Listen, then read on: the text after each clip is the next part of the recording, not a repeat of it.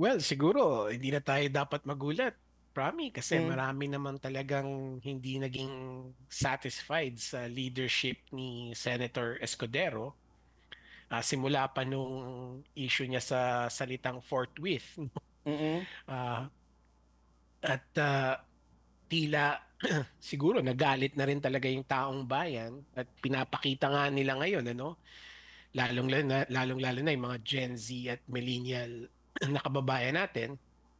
Pinapakita nila sa social media na puno na yung salop. At mm. talagang hindi na sila papayag na ganyan pa rin ang nakikita nila sa Senado, no? So, I would say yun yung mga nag-udyok sa mga senador na magbago na talaga o baguhin yung leadership nila.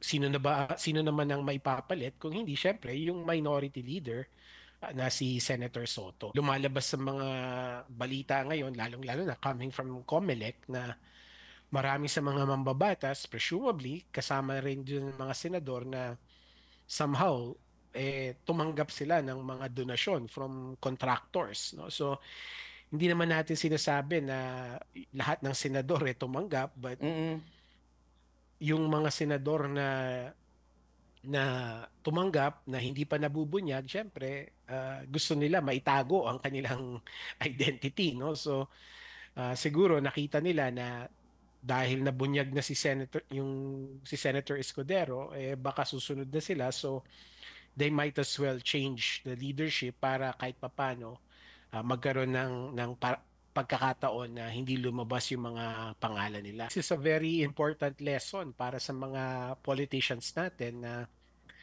hindi ka laging nasa taas. Isang tapilok lang, pwede ka nang bumagsak, no?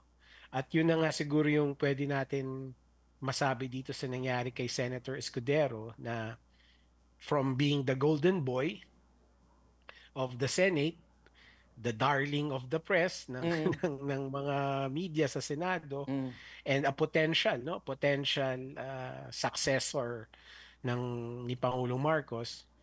Ngayon, natanggal pa siya sa pwesto, potentially baka makasuhan pa siya. So meron na siya ngayong stigma or tatak na kasama siya dito sa tinatawag kong pork barrel cartel.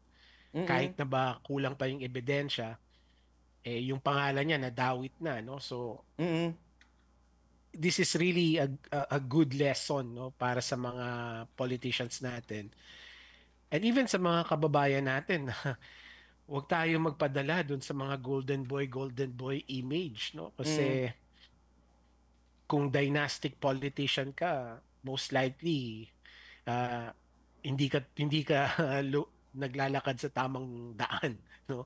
Malamang meron kang mga transaksyon na hindi mo dapat ginagawa.